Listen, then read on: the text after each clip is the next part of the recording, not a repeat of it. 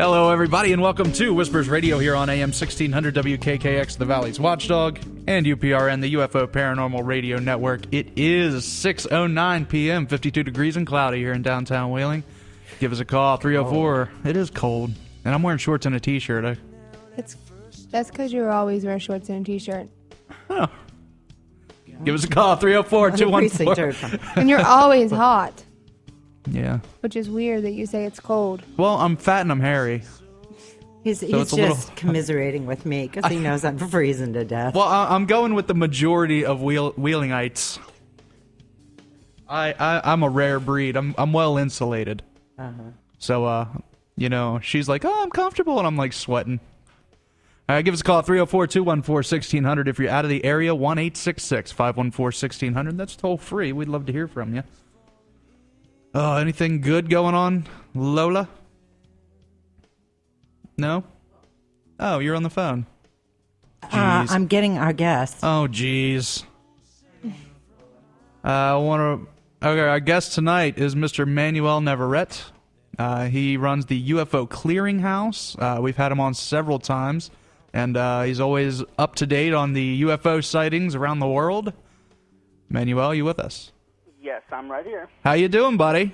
Doing really good. How about yourself? I haven't heard from you in a while. Oh yeah, it's been at least a few months at least since. Yeah. Well, we took like a 4-month hiatus for the show. And then it's probably been close to 6-7 months since we had you. Oh yeah, it's been a while. So. Now I remember the last time we had you. The last time we talked, we were talking about you had an implant removed. That was given to you, from an abduction. You had the implant removed. You were getting it tested. I don't think it came back yet. And you were talking about your son was starting to get abducted as well. Yes. We got any more updates on either one of those? Well, I got back with something back with the first place I sent the implant to. It came back inconclusive. It said the person I talked to says it's crystalline, but other than that, he says that everything he's run is kind of inconclusive. There's no definite. He can't say it's silicate. He can't say it's crystal. He can't say that it's made of this or that. And so he says that, well, I would like you to send it off somewhere else. I have a colleague at another facility that's linked with a major university. I would like you to send that off. So that was actually done about 6 weeks ago. And I had an email just recently from the gentleman telling me that I should hopefully have something by the end of next month. Okay. So he's still running tests? Yeah, he says that he's been running quite a few batteries on tests. And so I'm really, really optimistic that this time I will get to know exactly what it is. Inconclusive just kind of doesn't do it for me. Yeah, I'm wondering, is it inconclusive because there's not enough material to test, or is it inconclusive because it's not Earth-made? You know what? I asked the exact same question. I said, well, is it big enough? And he says, well, no, it's larger. And he says, well, we only need, minuscule pieces of it to really just run, like a mass spectrometer. He says, I only need like very minute scrapings of it to run into this, but it keeps coming back as inconclusive. I can't put a make on what it is. If it was Earth-made, I would have known about it. This thing has its database with every living thing or organic, inorganic compound that there ever is. And he says that it's coming back inconclusive. So, he's like, well, do you have another piece? It's like, no. It's like, I'm not looking forward to having another piece implanted or something. So I've not, luckily I've not had anything. I've had x-rays and everything done. So, so far so good. As far as with my son goes, so far everything's going okay. I've not heard any major revelations from him other than just saying that, him occasionally waking up in the middle of the night, scared, or having bad dreams where he'll actually blurt out, leave me alone, go away, and I ask him what's wrong. He says it's the little man, and he just doesn't really go into that, and he's just, I think he's kind of gotten a little more mature, so he's not seeing it as something fun, something. Yeah, if I remember right, I listened to our last show together not too long ago, and just because I wanted to make sure I got some things right, and let me get the stories right. You know, he was seeing him as like John Cena in his room, and you know, like some other characters, some cartoon characters that he was a fan of. You know, that's how these, you know, aliens were showing showing themselves to your son. Yeah. So that's not happening anymore, and it's getting a lot more serious. Yeah, it looks like it's getting a little more serious, and you know, there's a lot of research where they've actually said when it's children, you know, smaller children, and I'm guessing, I'm just going to kind of guess because Julian's now 6, and he'll be 7 soon. So I'm thinking that when it comes to smaller children, it's easier to keep them quiet and keep them occupied when they're looking at somebody that they idolize, you know, or they see, you know, like they see Bugs Bunny or something like that, because they in their mind they might think, oh, you know, playtime, and they don't see it as, oh, you know, this is not real, this should not be happening. I've kind of equated to, I don't know if you've ever heard of the thing that say that children are more responsive to ghosts. Oh, yeah. And spirits. Yeah, and it's because their minds are more open to the fact that they haven't formed judgments in their minds. They haven't formed anything, so they're able to connect it's to more pure. both worlds. Yeah, they're pure.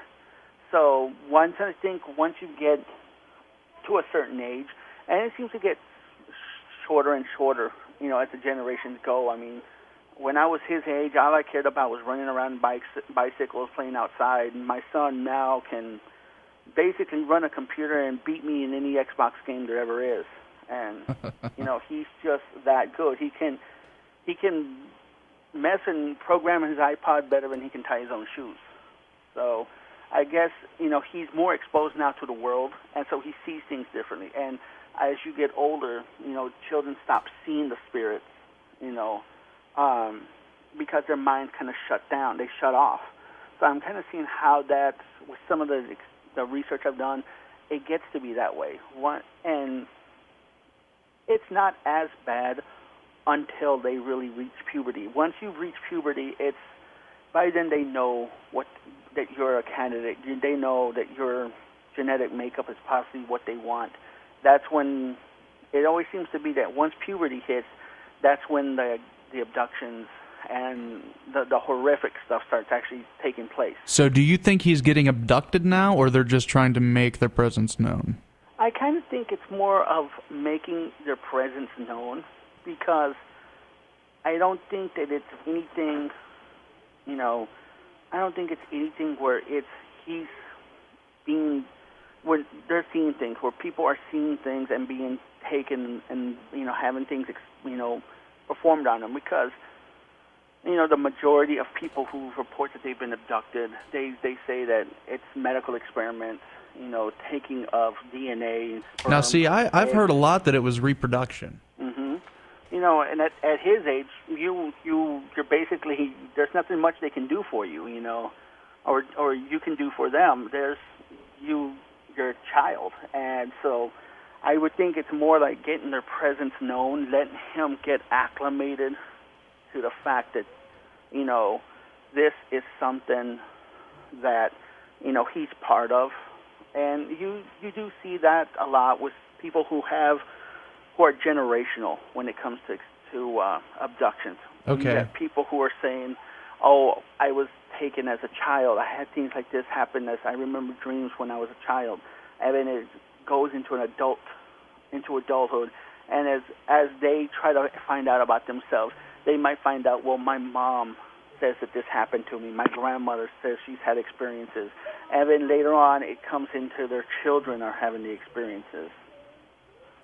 Now, are you personally, how are you dealing with it now? Because I remember the last time we talked, you know, you were at the point where you were scared for your son, and you were, what was it? You were standing, you would sit in his bedroom with, like, was it a baseball bat or a shotgun or something like that? No, a baseball bat. I guess it's kind of not gotten worse. It's actually gotten a little better because he's older now. Yeah, is that something that you still do, or not as much?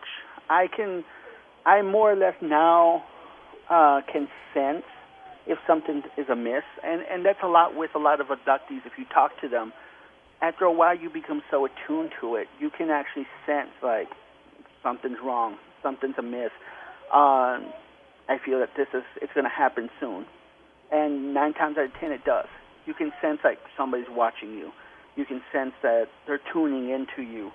So when I do feel that, yeah, I will pay more attention. I might end up staying up later. I will go into and check the house out and go into every room bit by bit. And I've talked to him about it and told him, this is something that's, anytime you're ready to talk about it, anytime you're ready to open up, or you want to say anything, just ask. I'm more than willing. I'm not going to ridicule you. I'm not going to laugh at you. I'm not going to call you crazy. So I think that in a way he's kind of matured just along with me. This is something where he's kind of progressing through the steps a lot faster than I was. At his age, I've had dreams and I didn't know what they were doing. I didn't know what it was. Now, were you abducted at that age as well? I believe that I was, as I can't say that I've seen them or I've had active encounters with them, but to me, it's all like dreams. I've had dreams of being woken up in the middle of the night outside and having a huge object above me, and I couldn't move. I've had dreams of things being in the room with me, but growing up where I did, and in the fashion that I did, because this is remote West Texas, where I grew up, so it's kind of like they're dreams. That's how I dismissed them as just strange dreams, and it really wasn't till I got older and into my teens that when things started kind of, when the poo started hitting the ceiling, it kind of drove me into the research mode, and that's when I started to realize, well, this is happening, well, let me read about this. And back then in the days, you're talking having to go to the local library and research, and there's not a lot of stuff you're going to find. I mean, West Texas libraries aren't stocked with a lot of stuff like this. I would read some of the older stuff. I remember the first book that ever kind of gave me any insight was Whitney Strieber's Communion. Okay, yeah. And that kind of book kind of opened my eyes, and that's when I had to really start doing a lot of like interlibrary loans and stuff like that, getting books sent to the library from other libraries so I can read on the subject, and that's where it kind of put two and two together. Well, this and this is happening, so 1 + 2 + 3 equals 4. And that's when I kind of realized that this is what's happening, and I guess it's a really similar route that a lot of people who are abductees and contactees have to take, because they don't just show up and say, "Ta-da! Here I'm here." They're not going to be. They're not really big. They don't really want you to know what's going on. That's why the secrecy, the mind wiping, the memory wipings.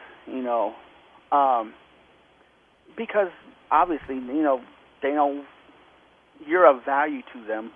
They don't want something happening to them. The last thing they want to do is have one of their subjects, being locked away in a mental institution to where he's not accessible.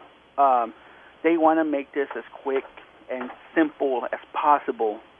Not going into a government, a government or state-run facility where there's a huge chance of being seen or something being happening to go wrong. So I guess that's why there's such a cloak and dagger behind it. They come, they take you, they do what they need to do, they wipe you your memory completely clean, and then they put you back.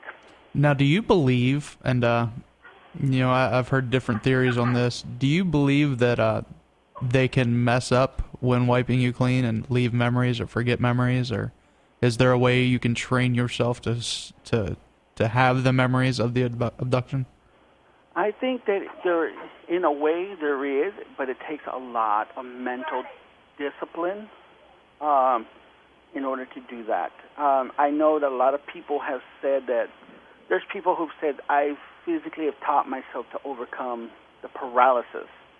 But it's even after years of doing it, people will say it's still a struggle every time, because obviously, they learn, they're going to learn, they're going to evolve their techniques. One example I can use as what they learn, if you've ever watched the movie Communion. Mm-hmm. Well, Stryber did do what he did. He went after them with a double-barrel shotgun. And just as a way, kind of taunting, but as the same way of kind of evolving, they sent a little thing with a bullseye on it. Kind of a taunting way, but in a taunting way, like, you'll never shoot us, but, let's just make sure that the coast is clear before you try to kill one of us, I do believe, like the question says, that you can train yourself, but I think that they're always going to try to stay one step ahead. It always seems to, though, come back eventually. It doesn't seem like whatever they're doing is not intended to be permanent. The wipe is not meant to be a permanent thing. Eventually, it will come back. It comes back as dreams. It could come back with a smell, a sight, any number of things. When the Hills were abducted, they didn't know what went on. Mm-hmm. It wasn't until much later that Betty started and Barney started having these very strange, horrific dreams that they realized something was going on, and that's when they sought professional help, and that's when they were able to open up the floodgates. So you think that the memories can come back, or can be triggered? Oh, yeah, easily. And sometimes it can. I think that there's also a time and a place. Because there's a lot of people who say that once they found out what is going on, it's like a memory, it's like a floodgate being open. All of a sudden, all these memories come back. Sometimes all the way back to childhood. Really? It just depends on the person. Sometimes they say that, in some of the research I've done, some of the people will say, I think I was meant to know. Mm. They just wanted, I had to pass a certain point. No, I've had somebody tell me before that he was telling me that the aliens couldn't control like him anymore, and that they hated that and were more forceful, I guess. They would hurt him more for that fact. I think that that's when there are many cases like that, and once you kind of have learned to kind of slip through their grasp, they become a lot more forceful. And this is more seen with reptilian type of abductions than it is for grays. Really? Grays it doesn't seem like they become forceful or anything, because it doesn't, to them, it doesn't grasp. They're not trying to be vindictive. No, I've also heard the reports that the Greys were the really nasty ones. See, I've heard the opposite. The reptilians Really? are the ones that have always been the nasty ones. The Greys are kind of robotic with their methods. They're cold about the method that they use. Mm-hmm. They have no indifference. You can scream, yell, you can do whatever it is that you want. And it seems like they don't hear it, or they ignore it, or it doesn't make a difference to them. You're just like a guinea pig. Yeah, basically, you're a lab rat to them. And it's like, people have always talked about the Greys have always had a robotic manner to them. And Lily in the chat room saying that the Greys use more of a psychological intimidation. Mm-hmm. They do, and whereas people who have had reptilian encounters say the reptilians actually like to feed off that energy. They really just don't care. You are a cockroach to them. We're talking, whereas the Greys might drag you to the table and put you there and immobilize you to, do their experiments. A reptilian will drag you to the table, slam you down on top of that table, and just dare you to move. They will just look at you and just dare you to to fight against them. People have said that those are the more violent of the abductions. That's where they reported instances of rape and just horrifically being mauled, basically. And that's where, but of course it probably can be totally different. Some people have said that they've had very calm experiences, very quiet experiences when it comes to reptilians, whereas they've said that when it comes to Greys, they've had horrific experiences. Really? Yes, and I guess it just depends on the person, I guess. All right. Well, Manuel, we do have to take a break, but I want to get back on this topic when we get back. No problem. We got anybody that wants to call in? Our numbers are 304-214-1600. That's local. Toll free. It's 1-866-514-1600. If you got a story about being abducted or want to tell us who was more nicer to you, the Greys or the reptilians, give us a call. You're listening to Whispers Radio. We'll be right back.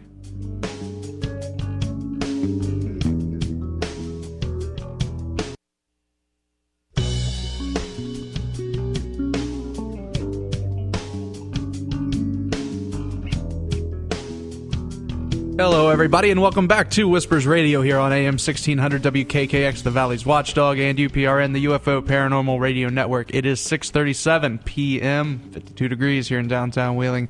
I'm Jordan Klein here with Rachel Todd and the lovely Lola Miller. Our guest tonight, Mr. Manuel Neverett. We are talking about alien abductions. He's with the UFO Clearinghouse, and we're talking about some of his experiences with the Greys and the reptile aliens during the abduction procedures. If you would like to call and give us your input, 304-214-1600, toll free 1-866-514-1600. Manuel, you still with us? Yes, I'm right here. Now, pretty safe to say that the three people in the room right now that I'm with, well, me and the other two. Okay. Yeah, whatever. Yeah. Us. Have never had any kind of experience, like abduction-wise, So can you walk me through, because you say, you have memories that have come back since childhood and you can remember which ones are violent and which ones aren't. What is the abduction experience like, I guess? Because in my mind, I see, like a big empty dark room, a table in the middle with lights, and then these little creatures dancing around it. What is it really like? Well,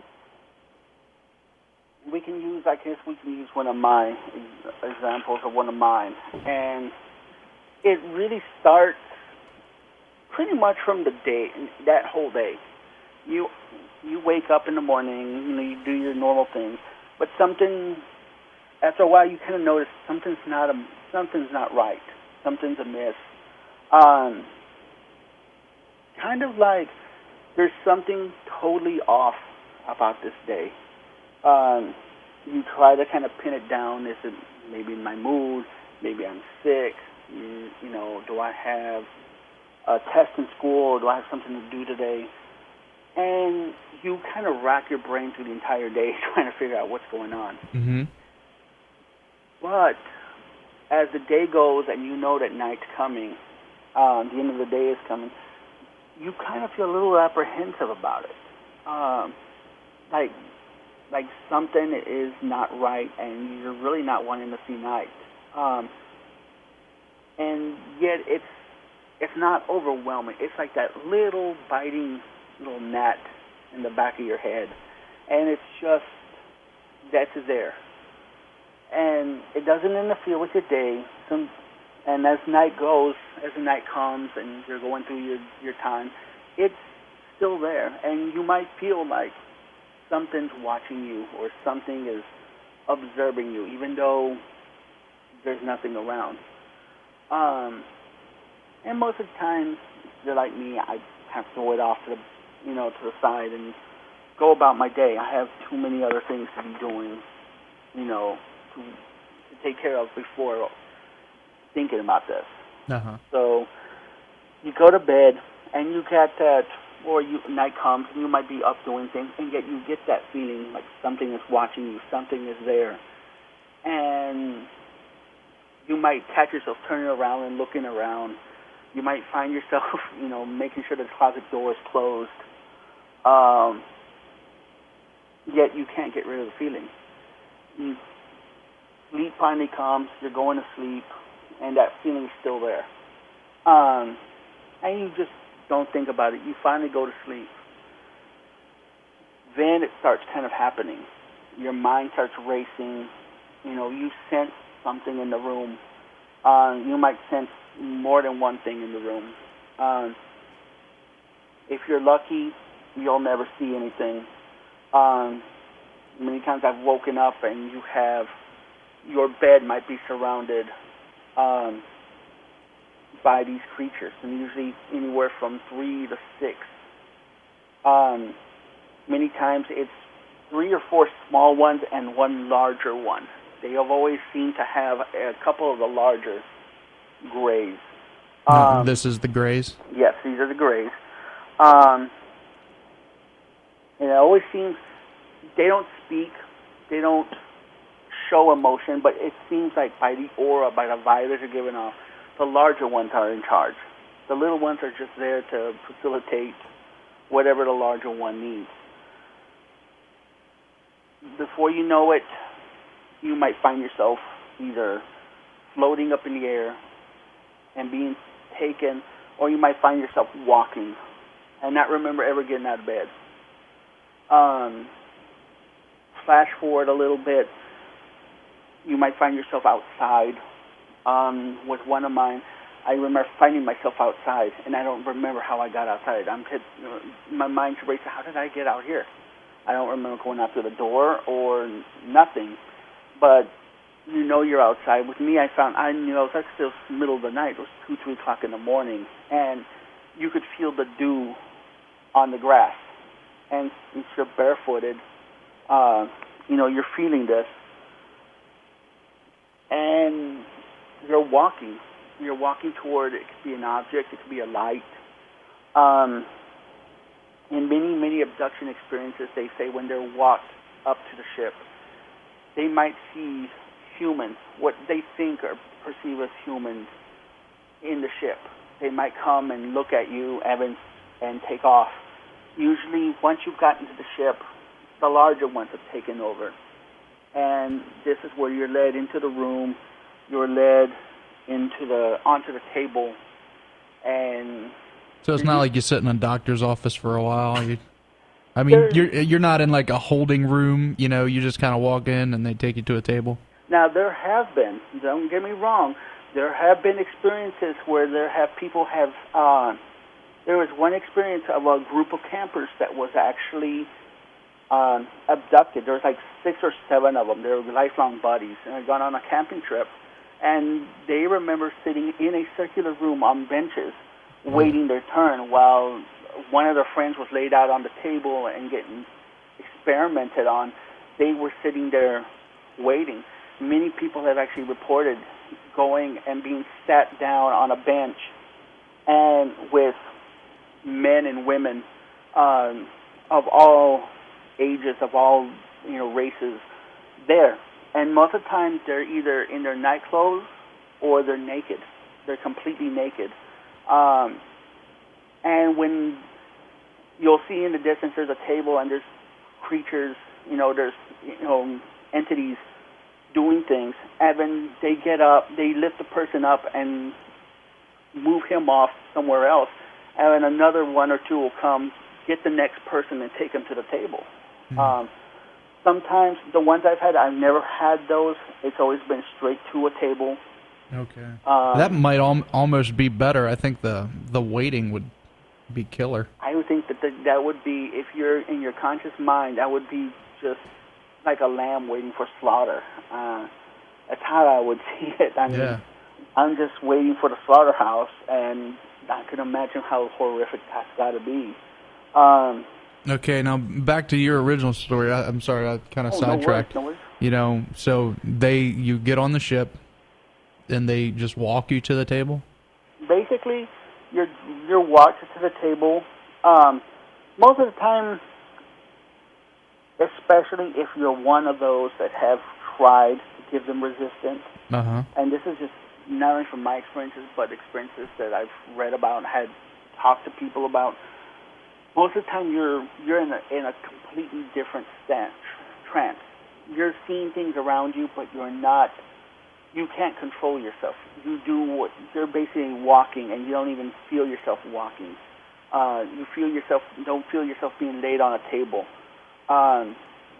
It's not like what you would see like in, let's just say like Fire in the Sky. You know, you're not being dragged through a ship by these. See, and that's really the only thing I have, and that's what I was going off of, you know, Fire in the Sky. That's the only, you know, reference I really got. It's not really, I've hardly ever heard of any experiences. I mean, in the recount, Travis Walton, he stated he woke up in the ship, and when he saw them come for him, he, of course, got very aggressive with them and tried to attack. And the little ones left, and these more human-looking ones came, and they basically had him in control from the minute they walked into the room. But no, it's not like, I've hardly read any of those accounts I've had, and I've read hundreds. I've had people write me with their experiences, and I, you know, basically got enough to basically start a book if I wanted to. I've never heard of them say, I struggled, I was kicking, I was punching, I was trying to do this or that. Remember, the typical gray is anywhere from 3 to 4 feet tall, and very slenderly built. So I would guess that if you're built like that against a full-grown male, you're not a very big threat, physical-wise. So why not nip it in the bud and keep them under control at all times? Yeah. You know, to keep them from going berserk like that. That's how somebody might get killed. Now, that is a completely different story when it comes to reptilians. And there have been reports with reptilians where they just drag you. They literally are just dragging you to the table. So, I mean, it's not as peaceful and doctor's office-y. Not you know, really. And the most of the reason I can say is because compared to a gray, a typical reptilians are anywhere from, you know, the small ones are 6 feet tall. They get anywhere from 7, 8, 9 feet tall, and probably have the 5-10 times the strength you do. So basically, they are not afraid of coming after you or hurting you. Many people have said in their experiences they felt like you're food to us. You know, and they've conveyed that they've gotten the feeling like, give us trouble and you will be food. Now, did these talk to you either? They both more or less talk the same way. With the greatest experience that I've had, once I've talked to people and actually gotten a lot of my memories back, I've actually had a very good colleague of mine who is skilled with hypnotic regression. And he has kind of helped me open up a lot with some of the stuff that I've had. So, and they do talk to you. They do acknowledge you, but it's always been in a telepathic way. You hear them in your head.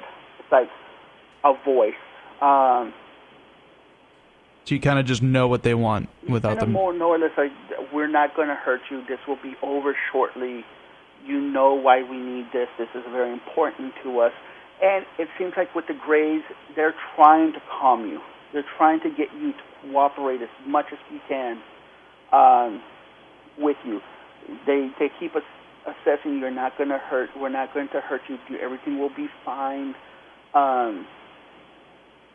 Whereas people have said in reptilian ones, they don't hear them talk as much.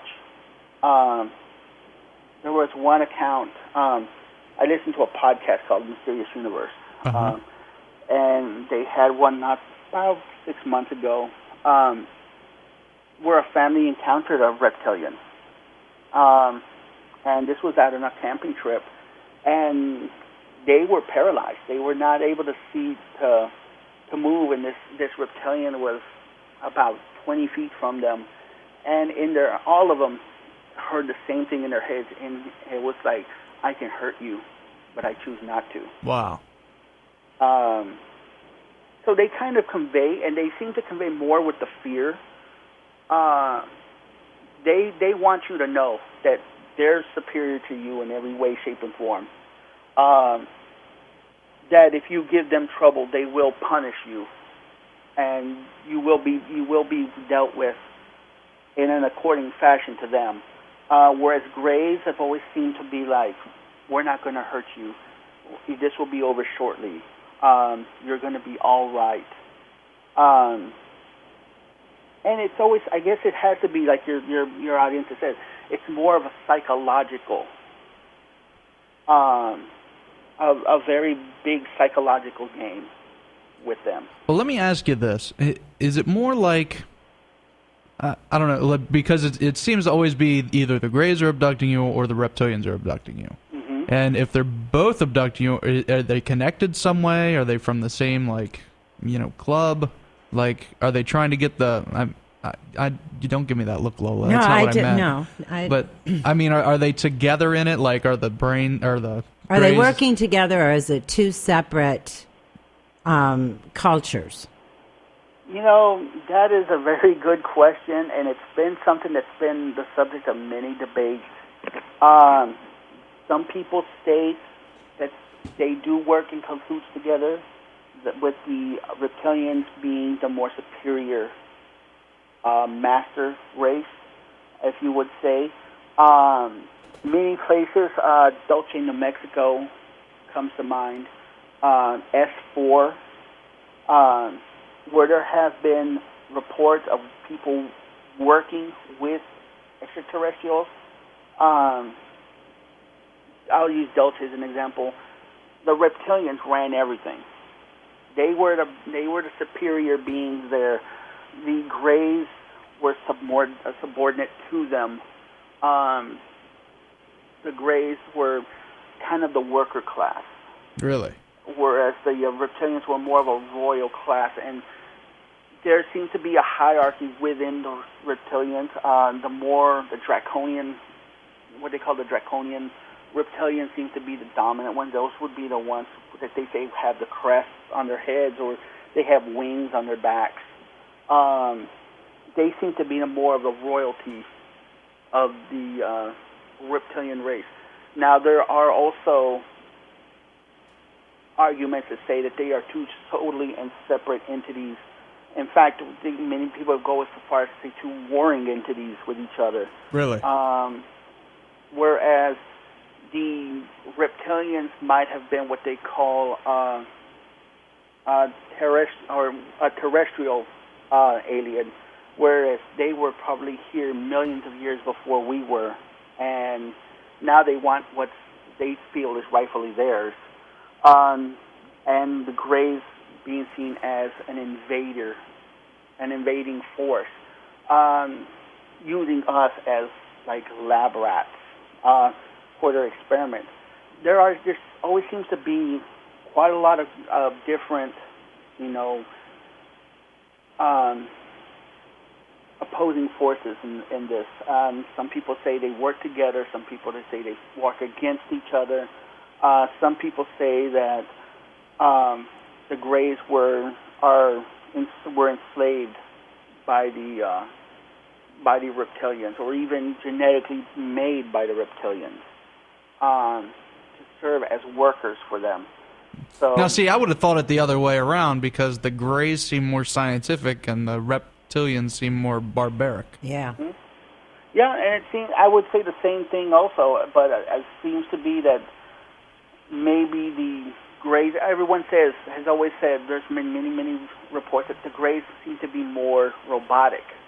So something says maybe something akin to like a cybernetic organism, or just a drone of some kind. That they might be a living drone that it's programmed to do something, and it does it with cold efficiency, and hence why they seem to have indifference to whether you are hurt or you are screaming in pain. Oh, okay.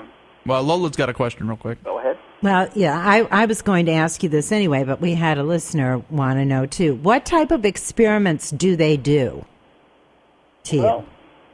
Well, and I can attest from my experiences as well as research, it always seems to be, from the beginning, in the beginning, it seems to be completely and totally medical. They want to know about you. So there's a lot of like skin scraping. They might probe, and that just seems to be a pop culture thing. Probing. That's what. Oh yeah, there are different things. They might stick objects into your eye. They might stick objects onto your nose.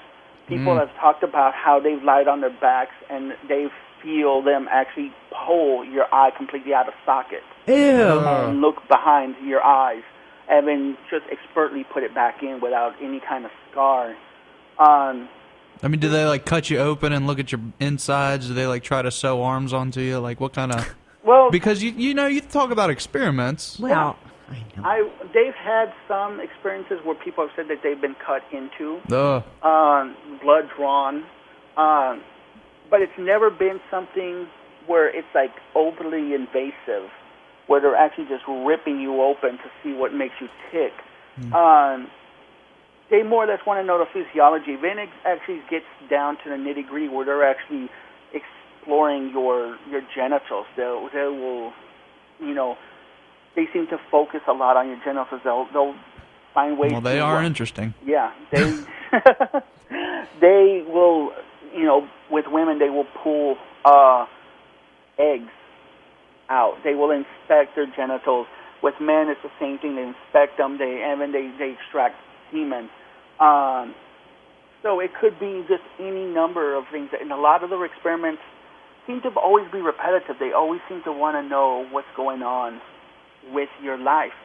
One of the ones that I actually frankly find more terrifying than all of the experiments, including the actually implanting of chips or anything, is what's been referred to as a mind scan. And this seems to happen. A lot of people talk about when the first time that they were abducted, they've had mind scans done. And it's basically they sit you down at a chair or on the table, and one of the larger Greys will actually come straight up to you and just park his face right on top of you. We're talking like millimeters from your face. I'd cry. And their eyes lock onto yours, and we're talking you cannot move. You are forced to look. You can't blink. You can't do nothing. You cannot do nothing to move. You can scream all you want. As soon as he's locked into your eyes, you feel him. Actually, they say it's almost like tearing, like an animal tearing into a carcass, where he's just going into your mind. See, you're right. That is far scarier than anything physically they could do. Your most intimate, your most precious of secrets, your most everything. It's you feel it. People say it's us like busting open a water pipe. You feel it all flowing out, and this creature is just absorbing it all in. Oh, that's tough. People said that's just so invasive. It's so horrifying because they feel him actually ripping into you at that point. And once it's done, many people say that's usually been that. Once they've done that, they've let him go, and they bring you back to where you're taken from. if you're lucky, you will be brought back to the house that you were talked about. Many people have said that they've ended up, blocks away or miles away from. Yeah, I've heard that too. Manuel, we are out of time. It is 7 o'clock. I want to thank you very much for sharing your stories with us. No problem at all. That is an intimate thing to talk about, and you're more than open with us, so we thank you very much. That's no problem. And I do have one. I will post it over on the site. I will send you guys a link to post up on the site, but I just got a very, very, very interesting triangle sighting that happened in Moundsville.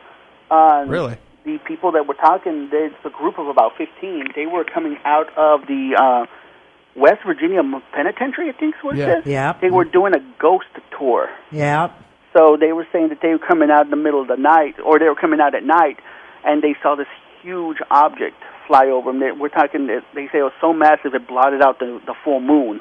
When was this? This was on it was sent to me on the 11th, and they said it happened on I think the 6th or the 7th of this month. But they said as they saw the object flying away, they could see a blue light or a laser being emanating from the object, like shooting down in one section down to the ground for about 10 seconds, then it'd fade out, and then shoot from another section of the ship down as it flew over Moundsville. Wow. Well, if you have their information, why don't you send them our information? Okay. And tell them to get a hold of us. We'd like to talk to them about it. Okay, that's not a problem. I sure will. According to them, this thing was like less than 200 feet off the ground and was the length of 6 or 7 tractor-trailer trucks. Wow. So that's pretty big. We know exactly the area because we have come out of that pen at night. Yeah, they said it came from the direction of the river. Yeah. So they said that they were walking toward their cars, and when this object all of a sudden just was right over them, and they said that the moon disappeared. So it'd be moving west to east. Yeah. So. Wow. Yeah. It was very, very large. They saw for about 5 minutes, actually. Wow. Yeah, tell them to give us a call. Okay. That's great. I will go ahead and post it, and I will send you guys the links. But, guys, thank you very much for having me. Thank you. Oh, thank you. You guys, it's www.ufoclearinghouse.webs.com. All right. Hey, thank you very much. See you, Manuel. Thank you. Bye-bye. Bye-bye. I always like having him on. I know. He's always got some fun stories. I don't know how fun they are, but... Well, fun to listen to.